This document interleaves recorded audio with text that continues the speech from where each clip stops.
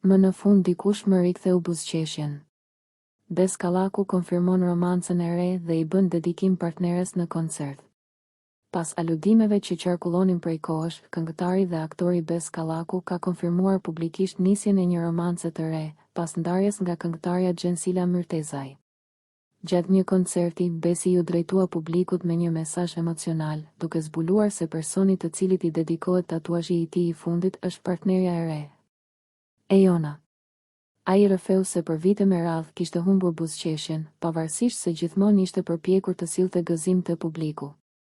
Gjithë jetën time kam bërë publikun të qesh, por kishte vite që mua më kishte humbur buzëqeshja. Falenderoj Zotin që më në fund më solli pranë dikë që ma riktheu atë. Ejona, të dua, u shpreh Kallaku gjatë performancës.